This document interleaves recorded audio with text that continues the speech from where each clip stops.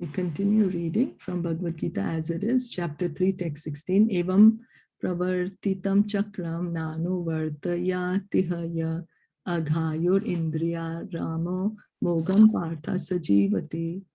My dear Arjun, one who does not follow in human life the cycle of sacrifice, thus established by the Vedas, certainly leads a life full of sin.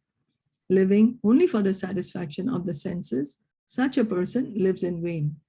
So yesterday we heard Krishna was telling Arjuna that you have to do sacrifice, otherwise it's just sinful. So living only for the satisfaction of the senses, such a person lives in vain. The Mammonist philosophy of work very hard and enjoy sense gratification is condemned herein by the Lord. The Mammonist philosophy of work very hard and enjoy sense gratification is condemned herein by the Lord. Therefore, those who want to enjoy this material world, the above mentioned cycle of performing yagyas is absolutely necessary.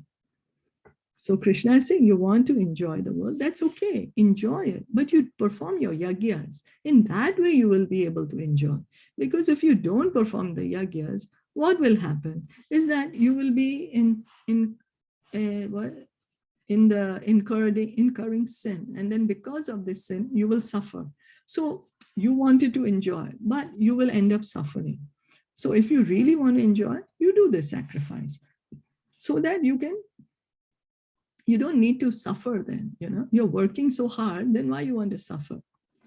So he's trying to explain to us all these things. One who does not follow such regulations is living a very risky life, being condemned more and more. By nature's law, this human form of life is specifically meant for self-realization in either of the three ways, namely Karma Yoga, Jnana Yoga, or Bhakti Yoga. So this human life, this human form of life is given to us for self-realization. This human form of life is not given to us for sense gratification. Because if we see, then sense gratification, we can gratify our senses more as animals. If we like to eat a lot and eat anything, then the body of a pig is good because we can digest anything, we can eat a lot. If we want to sleep a lot, then the body of a polar bear is very good, can sleep for 6 months, like that. So what is this human life given is for self-realization. And these three we can get either by Karma Yoga, Jnana Yoga, or Bhakti Yoga. There is no necessity of rigidly following the performances of the prescribed yagyas for the transcendentalists who are above vice and virtue. But those who are engaged in sense gratification require purification by the above mentioned cycle of yagya performances. So this is Karma Kand. This is a Karma Kand section. What is Krishna saying? That you're doing Karma Kand, right? You're doing this work because you want to enjoy. So at least you offer to the demigods. Then you will go to the heavenly planets. Then you will enjoy better. So this is the Karma Kand. This is how the beginning of yoga ladder. We all want to enjoy, all of us. That's why we keep doing different things. But Krishna is saying, okay, you want to enjoy, then you follow, you do this sacrifice.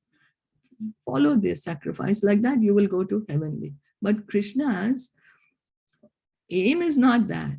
In Bhagavad Gita, he's giving all this knowledge, depends what we want. But this is the yoga ladder. This is the beginning of yoga, just to come to the point of civilized life, of civilized human life. So there are different kinds of activities. Those who are not Krishna conscious are certainly engaged in sensory consciousness. Therefore, they need to execute pious work. The yagya system is planned in such a way that sensory conscious persons may satisfy their desires without becoming entangled in the reaction of sense gratificatory work. The prosperity of the world depends not on our own efforts, but on the background arrangement of the Supreme Lord directly carried out by the demigods. Therefore, the yagyas are directly aimed at the particular demigods mentioned in the Vedas. So this the Vedic part, the part of the Vedas which says, okay, you offer sacrifice to Indra, you will get good rain. You offer sacrifice to Surya, you will have good health, So like that, various things. That's the Karma Kand section of the Vedas. It doesn't take us out of the material world. No, it doesn't. But it will give us more kind of comforts, more comforts. Now, why is Krishna giving this? Why is he giving? So that at least by doing this, what will happen in the Vedic times? That the person who wants to enjoy this good karma, what he'll do, he'll call the Brahmanas. Then the Brahmanas will tell him, see, you're doing all this karma kand, but it's just going to take you up to the heavenly planets. There's, you're still going to be in the material world, So then, oh, really? Oh, then what do you mean? Oh, because you're not the body or the soul. So then he gets the gyan. Then the gyan kand comes in. Then the knowledge. That, okay, I'm not the body, I'm the soul. Then, but what is the thing? Krishna does not want us to stop there. He does not want to stop. Then he gets, oh, I'm not so then I'm Brahman. But going further, the yoga ladder, then the yogi realizes, oh, there's not only one Brahman. Yes, sure, I'm Brahman, but there is Para Brahman, there's the Supreme Brahman. So there are two. So he's going up the yoga ladder. And then what's the perfection of the yoga ladder? Okay, I'm there and the Supreme Brahman is there. What's my relationship with him? What do I have to do? Oh, I have to engage in bhakti. That is my relationship. So that's how the bhakti yogi is the top of the yoga ladder. Okay, so that's why we are encouraged to do anything and stay in connection with Krishna by doing the activities, right? Yeah. We are advised directly come to the highest. Don't take this yoga ladder, which will take you lifetimes and lifetimes. So directly by doing bhakti, we are already on top of the yoga ladder. Then we engage in bhakti, find out our true self-realization, who we are, like that. It's like if we want to go to the top floor of 101, then we can take the staircase or we can take the lift. The choice is ours. The choice is, of course, our own. But the thing is that if somebody takes the staircase, he has to put more effort. It will take him longer time. He might get distracted on the way. He might get discouraged on the way. But the one who takes the lift is sure shot going to reach there in the fastest and the surest way, in the least amount of effort. So that is the bhakti, right? Yeah. The bhakti yoga is that. Bhakti yoga, yes. So this is what Krishna is giving. That's why he's giving all this knowledge of karma kand and karma yoga and gyan yoga. All this he's giving so that we understand the difference. Oh, if I take the roundabout way, I might, it will take me very long.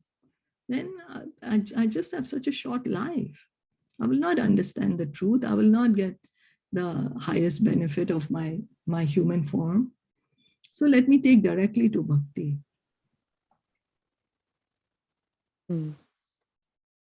Yeah.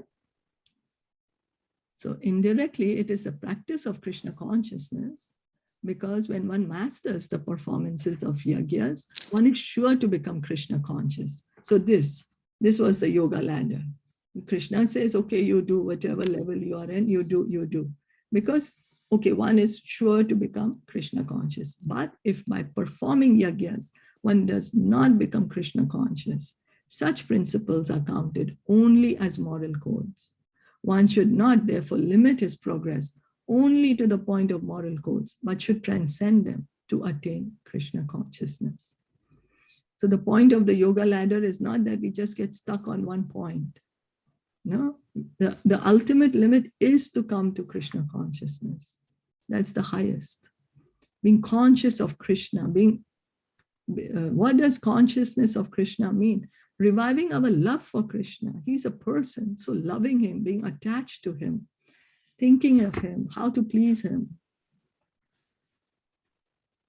Is that okay? Yeah. So we are advised directly to do it. Right now, we do not have love for him, but we advise you do it. Your love will automatically manifest in no time,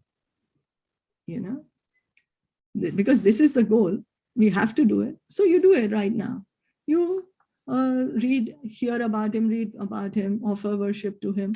Even though the feeling is not there, the emotion is not there, it will come. It will come later. It's like a difference between a green mango and a ripe mango. Green mango, not yet juicy, but it's still a mango. With time, it will become golden, juicy, nectarian. Same way. We just continue hearing, chanting, worshipping the deity. That's the perfection. And then one day we will have this full manifestation of love for Krishna. Yeah.